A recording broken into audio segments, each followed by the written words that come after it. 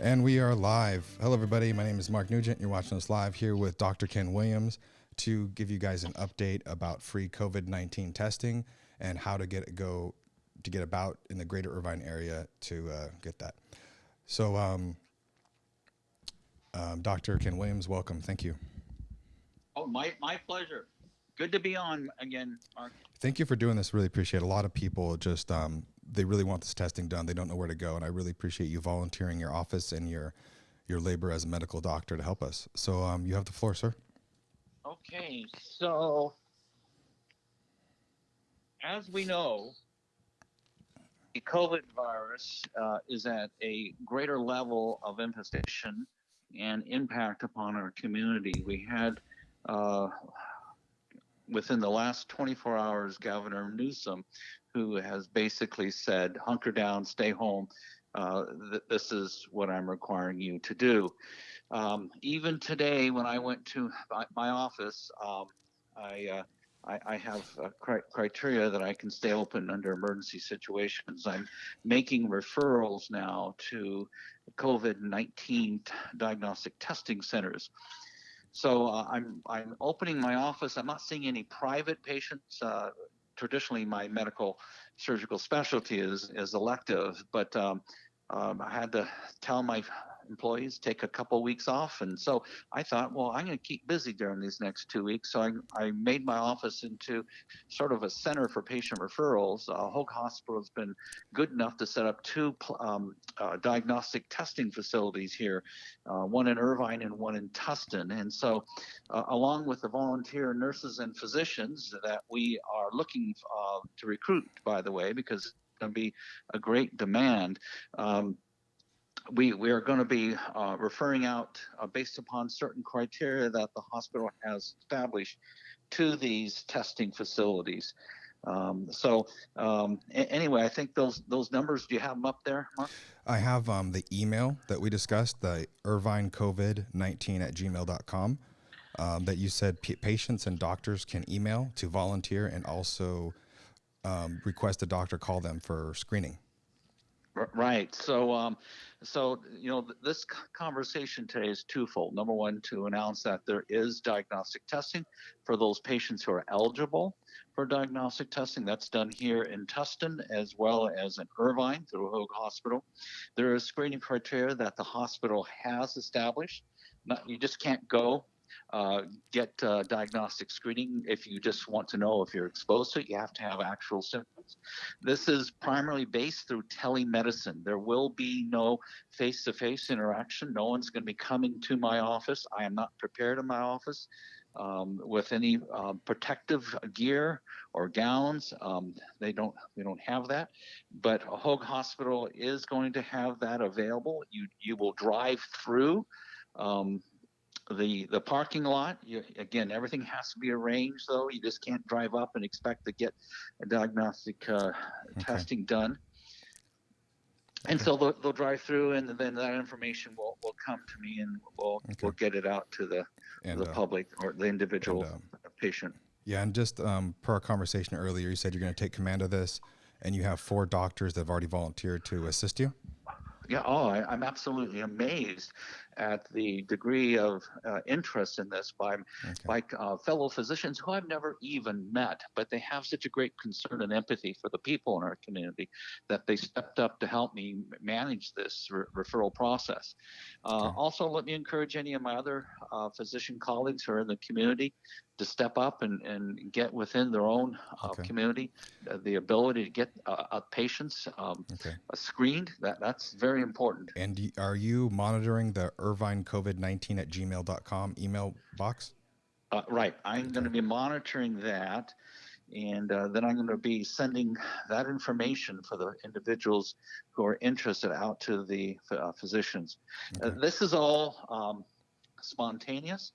Nothing is planned. This is unprecedented. This is uncharted territory. This has never been done before.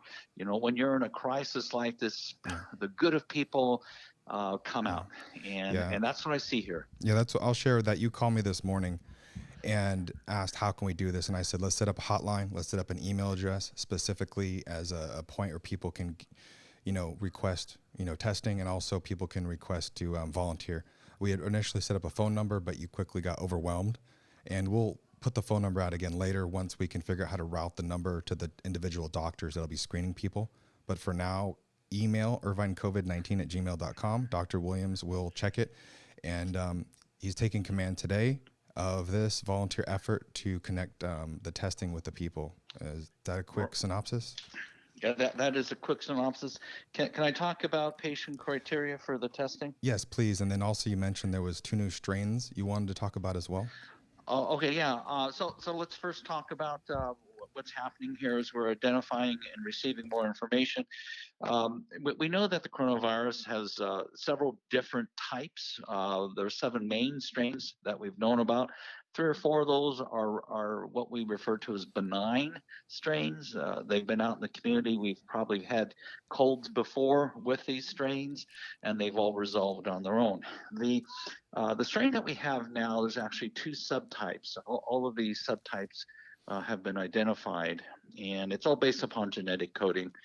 And there's an alpha type, there's a beta, a delta, and a gamma. So the one that we're dealing with now, though, unfortunately, is very virulent. That's why we've seen such a dramatic uptake in the amount of cases as it spreads logarithmically. We talked just a few days ago, and it was about 180,000, and we're now up to 80,000 more cases worldwide in just a short period of time. And a lot of those cases are coming from Europe. We're now up to 17,000 cases in the U.S. So we're seeing this dramatically logarithmic increase, and that's why the governor in New York, Cuomo did it in New York, and Gavin Newsom did it here in California. And I don't know, did the state of Washington, did they quarantine that state today too? I don't know. Okay, but it's going to expand, this quarantine, and one of the biggest problems is, of course, the removal of our constitutional rights and freedoms, but the greater responsibility is to the public health and to the people. So that's why we kind of temporarily give up our freedoms, but we should expect them back fairly soon, and we hopefully we'll have that. Yeah. But we're looking at a virus that is potentially very virulent. It strains can impact anyone. We used to think that initially when it came out that would be only the elderly and immunocompromised. We now know that it's anybody and everybody. Okay. This virus lives. It spreads via fomites. So what a fomite is like your tabletop, the handle on the door. Those are fomites, and this virus can live up to 2 days on these inanimate objects. And of course, you can be asymptomatic and have the virus and be shedding it and not know about it.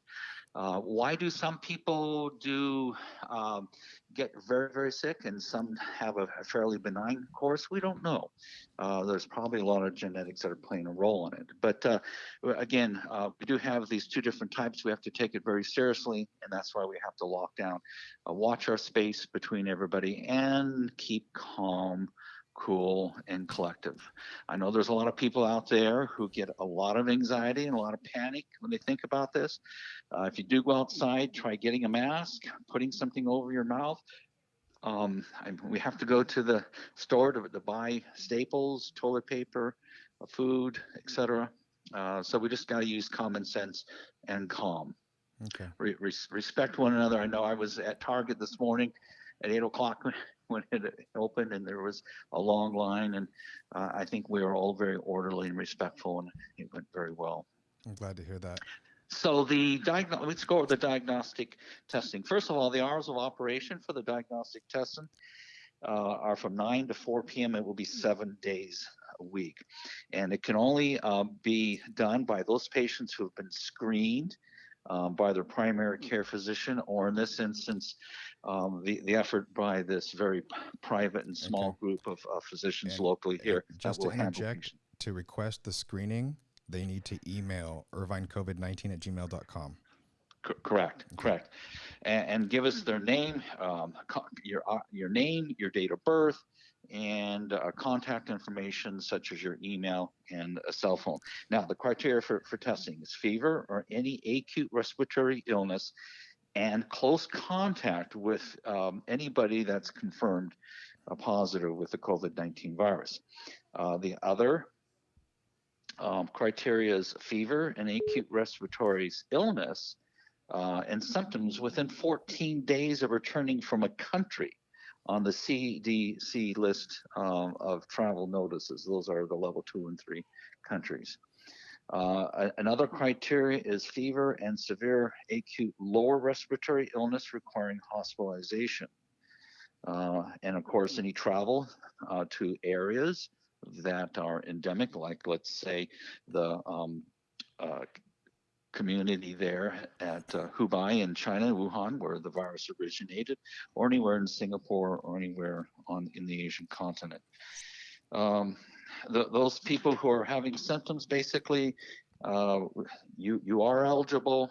And again, what our effort here is doing is trying to get you out to the screening, two screening clinics here in Orange County. Do you need any more resources that people could volunteer to help you? Oh, absolutely. So I have 4 other physicians that have volunteered to be a part of this process. My office, which is located in Irvine, I'm going to be having people man the telephones, helping out. So any nurse, it could be an LVN level, it could be an RN level. If they want to volunteer, they can send in their information to that same email that you talked about, and I'll be contacting them. And of course, any patient, I'll be starting the screening process today. There's some paperwork that has to be completed that is required by the hospital. Do you have anyway, I'm ready to go. Sorry, do you have any guess on when someone emails that email address, what's the turnaround time that we'll get back to them? Well, if it's only 1 or 2, I'll do it within the next 5 minutes after getting off the phone here with you. Okay. If it's hundreds and hundreds, if the demand is quite high, I don't know what type of turnaround, to be honest with you. Being that I help you set up the email, full disclosure to the audience, but we're going to work on some auto response so someone knows that their email has been accepted, and we're going to be tracking it. Yeah, this is completely uncharted territory. This is unprecedented. We are in a crisis, and what's happening is that we're seeing a spontaneous response by those in the community, those healthcare workers that really care about the people. That's why we're physicians and nurses, because we care about people. And it's not about money. It's never been about money. It's always about taking care of people. Our hearts are there as healers, and so that's why I'm doing it, and that's why all the other physicians who are interested are doing it, and we hope that we can make a difference in our community and the people that we serve. Okay.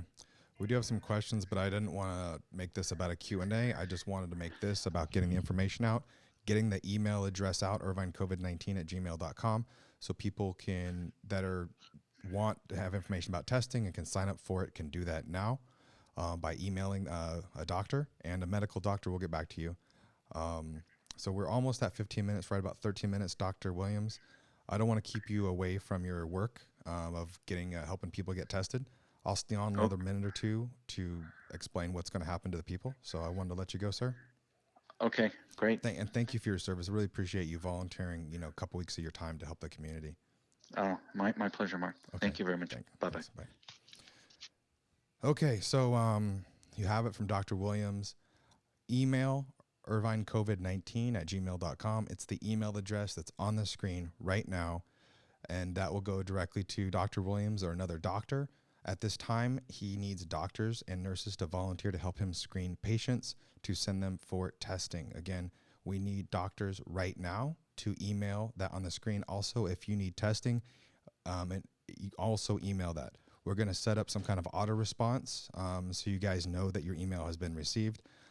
Full disclosure, I helped them set the email up and the phone number up this morning. The phone number quickly became overwhelmed. So until we get some people staffed on the phone, just send the email, and rest assured we are receiving emails. I'm going to figure out an auto response today. Again, no politics, just trying to get you the information about the testing. I myself need to get tested. My wife is a nurse. So we're watching this very carefully. And again, just for testing and volunteer purposes, contact Dr. Williams or his medical volunteer team at irvinecovid19@gmail.com is the one across your screen. And we just hit it 15 minutes. That was my goal today to broadcast. Stay safe, stay calm, and there's your information for free COVID-19 testing. Feel free to keep contacting me, and I really appreciate those 3 people that sent me that doctor's information, and also Dr. Chadia that contacted me directly. Thank you, doctor, for volunteering your time. Appreciate all of you guys, and I will probably live stream again later this evening. You guys take care.